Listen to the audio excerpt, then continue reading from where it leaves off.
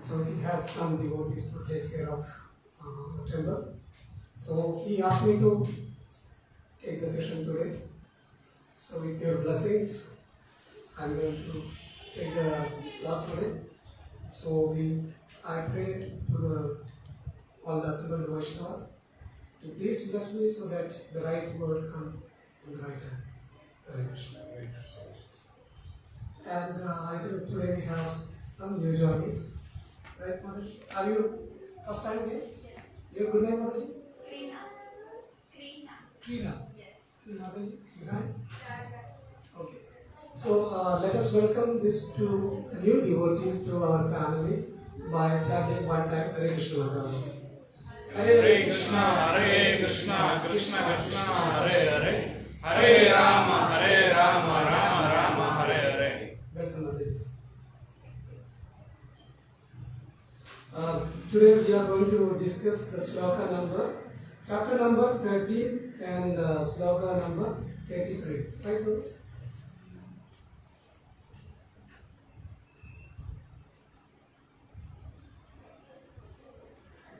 So I will read that and you can repeat.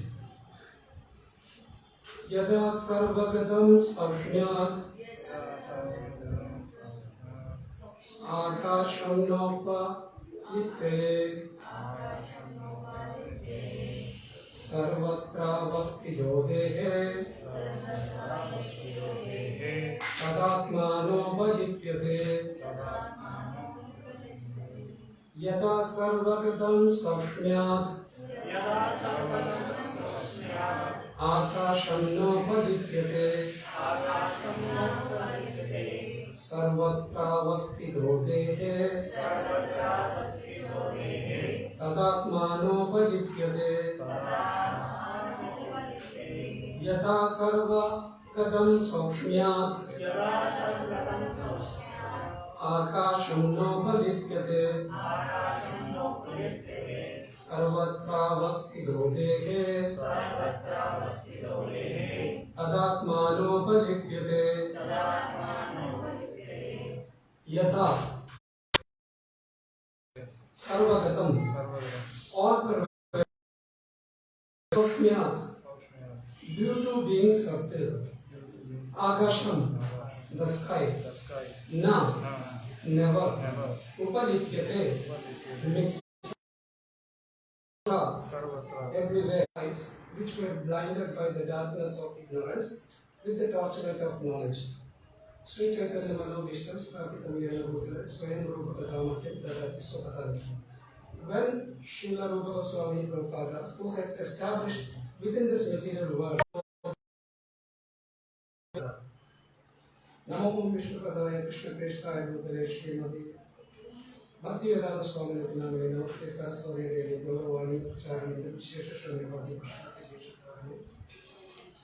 Shri Chaitanya Prabhu Nityananda Shri Advaita Gadadhara Shri Vasudeva Guru Bhakta Vanja Kalpadara Vishya.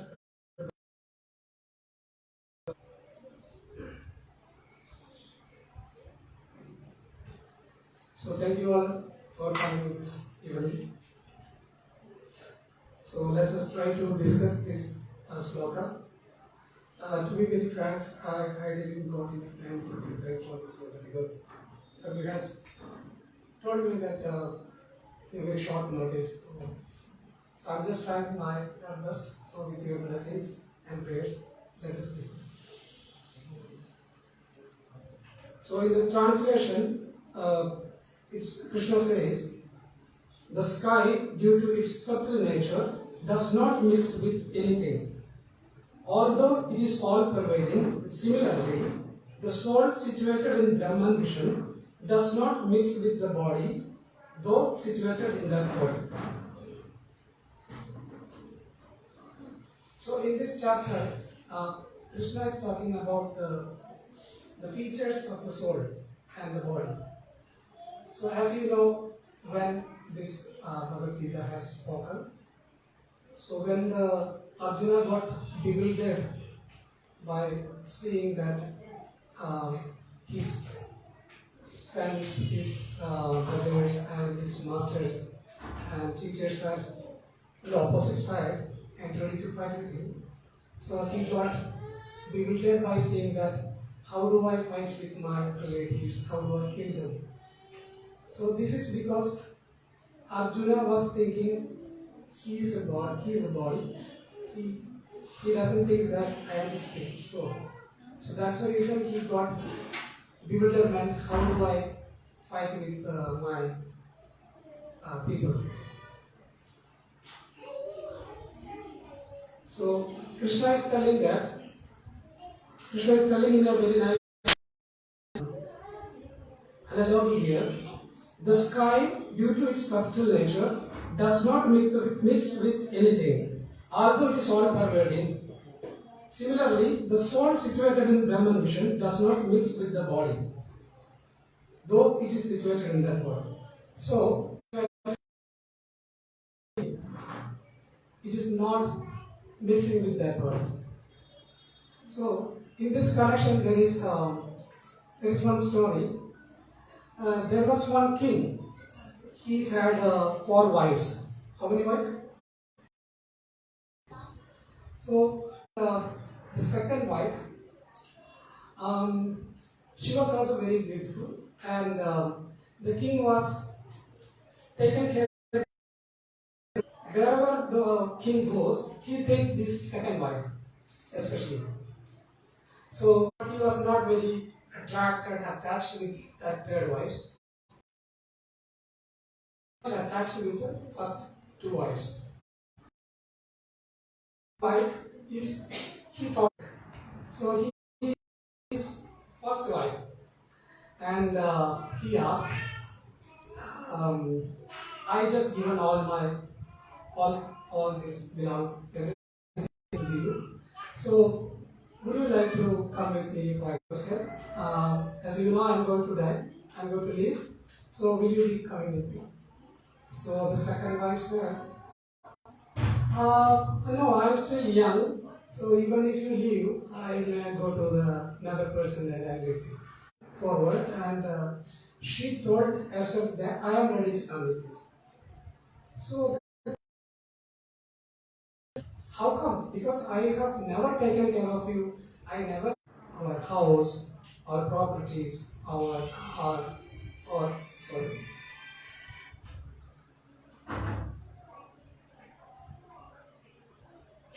This Parama in all these janmas. Did you got the point? Because he said soul, the 4th wife. No, the 4th wife is not soul, it's super soul. So both are different. I hope you understand the point, right? Yeah. So we are the living entity. This is the first wife, which is our material body, which will not come with us at the time of death. And the second wife is our material possessions, our properties, or bank balance, or whatever. That is our second wife. That will not come with us. And our third wife is our friends, relatives, our spouse. Nobody can come with us, right? And 4th wife is the super soul, which is Krishna. He in the form of Paramatma, situated in our heart, right? So only Krishna is coming along with us at any situation, even the birth after birth, millions of birth. Okay? So that is the only person we can depend and fully trust on. Okay, that's the whole point. So you cannot fully trust on our body because it can go at any time. And we cannot fully trust on our material possessions. That can be snatched from anyone or it may go some other way, right? We cannot put our full trust or faith on that. And we cannot put our full faith and trust and relationships. So that's also temporary. And from where we can put our full faith and it's all Krishna, super soul. So that is called the 4th wife, which we all ignored. He should be because it is in our sound, so he should be the first. The number should be given the first. It is just an example. Yeah, it's just a form of a story. Just to understand, if you are this person, he started running. So he was running, and finally he saw few other stuffs also following, like some ghost kind of things are following this guy. So he totally got afraid, but he cannot get out from that forest also because he lost the way. So he don't know how to get up from that forest. But he still thought of continuing the run. So he was running. So finally he saw one big tree. So this guy told, the person who told about the honey, he said that the honey is on a big tree. So he saw one big tree. So this man was thinking, okay, this must be the tree where I can find the honey. So he was running close to that tree. The tree has big roots and all. So the roots are like coming out of the area. It's like spread across that area. So he's just reaching near that tree. His foot touched the root of the tree and he just fell. So it was just a deep pit down. So he just fell, but he didn't fall into the deep pit because his foot just stuck into that root. Okay, he was just hanging upside down to that pit. So he got serious, kind of totally afraid what to do now. So he was just looking that side. So these animals are just waiting for him to attack. So he just left the left side. So this ghost kind of stuff are just waiting for him. So when he looked down, so there are few snakes. So they are also eagerly waiting for him to fall down and they are ready to bite and eat this person. So he got totally hopeless and he don't know what to do now. So by doing all these things, the hive has jerked and that honeybees started come down and started stung on his faces. It is very painful. So anybody got the bee stung? Yeah, I think most of us, because in our childhood we used to throw the stone to the hives and the bees comes. Nowadays our children doesn't have these opportunities because we buy all the stuff. So this guy got stung with the honeybees and he was hanging upside down and the animals are ready to attack and the snake in the pit is ready to eat and the ghosts are waiting and the honeybees keep on coming down. And you know what he has done? He was still smiling. You know what the reason? Yeah. So he was hanging upside down. From that hive, small drops of honey was falling down. He was putting his tongue outside and he was just grabbing that drops of honey and he is enjoying that honey even with this so much of danger. Okay? So there are a lot of danger around, but still he is thinking, that's okay, let me just have this honey first. And he was just keep on putting his tongue outside and he saw one more thing. On that root where he hangs, there were a few rats were running, like black color rats and white color rats. They were running on that root where he was hanging, and the rats have started chewing that the root. So he understood that after some time that will crack and he will fall down. But still he is enjoying this small drop of honey. Okay? So this is another example of how we are enjoying this material world. So we are just behind this honey, just small drop of honey, with full of danger around us. We are not bothered that. We are just thinking, let me just enjoy this small drop of honey, even if I die, even if that snake bite, even if the animals eat, even if the even if that bees are sting, no problem. Let me just enjoy this small drop of honey. So similarly, we all are running behind this material enjoyment just like this honey. So this story is from Mahabharata. So it is that mentioned that this is the Maya's pure example. How we are running behind the Maya. So this person was still enjoying that honey. He understood that this is going to break. So these rats are example of day and night. So there are black and white rats. So the rats are taking these roots. Similarly, the day and night snatching the time from our life. Okay? But still we are thinking, okay, after this enjoyment I will start the chanting properly. After doing all this enjoyment, I will read the Bhagavad Gītā, or I will go to the satsang, or I will engage in the devotional service. So let me just enjoy this moment first. So this is our whole idea. So we have been doing this life after life, like millions of life we've been doing the same thing. So this same example mentioned in Bhagavatam by Prahlad Maharaj. Puna puna charvida charvinana. We are chewing the chew. So this has been happening from the millions of lifetime. We are still doing the same. We don't learn from that mistake, right? So how do we learn from that mistake? When we are connecting with the Guru, and we connecting with the Guru Parampara and the devotees. So then from them we can understand all this Shastra and we can understand.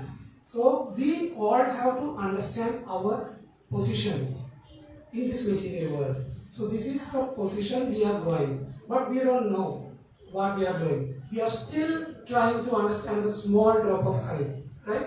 So we all have to very seriously take up the devotional service. So that is the whole idea or the essence of this story. So as I have mentioned the first story, the 4 wives, so we totally ignored of our Paramatma, super soul. We are totally running behind with our material body as our first wife, and our material possessions as our second wife, and our friends, relatives, spouse, everything as our third wife. We are busy with taking care of them. We totally ignored our fourth wife, which is Paramatma, is being with us from the life after life. So as you know, we get this human form of life after 84 lakh of species. So if you lose this chance, we don't know when we are going to get this body. So we may go through all these species circle, and after this 84 lakhs of species, you are coming back to human life. So this very human life is given to self-realization. So if we are not utilizing this, there is no different than animal. We are just animals. We are just doing whatever the animals are doing. Eating, sleeping, mating. The animals are doing. We are also doing, but in a sophisticated manner. So animals are doing opposite. We are doing in a secular place. So that is the only difference with animals and the humans. Until we are not realized, we are not this body, we are the spirit soul, part and parcel of Krishna. So our eternal dharma is to serve Krishna. Jivera Swarubhai, Krishna Nitya Das. So we are the servants of Krishna, and there are very new people, so it may be little difficult maybe for them to understand. So this is the whole essence of Krishna consciousness. So this human body is given for self-realization. So I can see few more new faces. For their understanding, I keep on telling that. So this human body is getting after that, go and do that. Similarly, we have to bring our awareness into that position. So this is the eternal dharma of each soul to serve Krishna. Okay? So for that purpose, we have to follow these regulative principles, the 4 regulative principles we have to follow. And basically we have to chant. In this Kali Yuga, as you know, there are 4 yugas. So the first yuga, please excuse me, we have a list. Very senior devotees are and very new people are there. So let me just say some basics. Please excuse me. Yeah, so as you know, we have 4 yugas, and each yuga have different methods for salvation, for mukti. Okay? So for the Sakti Yuga, it was meditation. Yeah. In Sakti Yuga, people used to meditate for years, like 1,000 years, 6,000 years, and they get the salvation, mukti. And Treta Yuga, the second one, they used to do the yathās, I guess, yathā. So they conduct big yathās, and so many rishis, they will assemble and they do the yathās. Through the yathā, they get the mukti. And the third one, Dwapara Yuga, the temple deity worship. So in the Dwapara Yuga, the temple worship, deity worship was very elaborate, not like our Kali Yuga worship. They does the worship like anything. They bring all the bowls, ornaments, everything is very pure, because in nowadays we cannot accommodate so much of gold and all those stuff. So if we use some artificial stuffs nowadays. But in those age, they used to do the purest stuffs. Even the ghees, everything, they use the purest. And they do this intense worship of deities. But in Kali Yuga, we have a totally different mindset. We don't want to spend time on all this stuff. We are kind of lazy basically. We cannot focus on a single thing for some time. So we cannot do the elaborated worship, deity worship. We cannot do the yajnas, and we cannot do the tapasyas. So Krishna, by seeing this pathetic condition of the jivas, he came to this Bhuloka as in the form of Chaitanya Mahaprabhu. So 500 years before, Krishna appeared in the form of Chaitanya Mahaprabhu in Navadvip, West Bengal, and he just given one simple method. Simply by chanting the holy name, you can all go back to Godhead. So that is the best benefit of this Kali Yuga. So otherwise, if you see, everything is totally opposite, right? But the only one benediction in this Kali Yuga is chanting of the holy name. So simply by chanting the holy name, you can go back to Godhead. So I can tell you how it works. So the new people may think, just by chanting, how do I go back to Godhead? So by chanting, our heart will be cleansed, cleaned up. So now it is covered by lust, anger, greed, and all those anarthas. So the moment you start chanting the holy name, the covering will be removed one after another. By chanting, continuous chanting, you can, the reflection that Chedadharpanamadan says, you can see the Paramatma within you, and you will be connected back to the Supreme Soul. So you can go back to Godhead while you leave your material body. So that is how this chanting works. So that's the reason Chaitanya Mahaprabhu appeared in this material world and started doing the Harinam Sankirtan. He just given the importance for the Harinam Sankirtan, because he understands these people are very lazy and Manta is Manta Matayo Manta Bhagya. So they cannot do any of other yajnas and all. So simply by chanting this Hare Krishna Mahamantra, Hare Krishna, Krishna Krishna, Hare Hare, Hare Rama, Rama Hare Hare. Simply by doing this mantra, you can purify yourself and you can go back to Godhead. So that is the best benefit in this Kali-yuga. So we all are very lucky in that aspect. Like we don't need to spend thousands of years in the meditation. We don't need to do the elaborated deity worship. And we don't need to spend or we don't need to do so much on the yagyas. Simply by chanting the Hare Krishna mantra, we can go back. Still we are not ready to take up, right? We've been connected to ISKCON maybe 10 years, 12 years, so years. But just think about ourselves. How many of us really serious of this chanting? How many of us really serious of the reading of the books? How many of really serious of the fourth wife, which we have mentioned, right? We all still, even after knowing all these, we still hankering behind this first, second, third wife, right? Are we all agree? Right?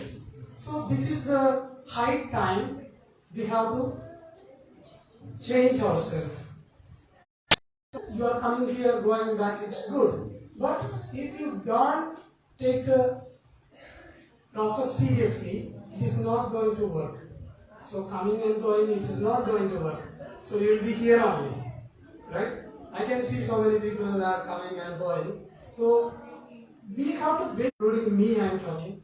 I'm not a very serious as you. And I cannot point my fingers against you because that is it.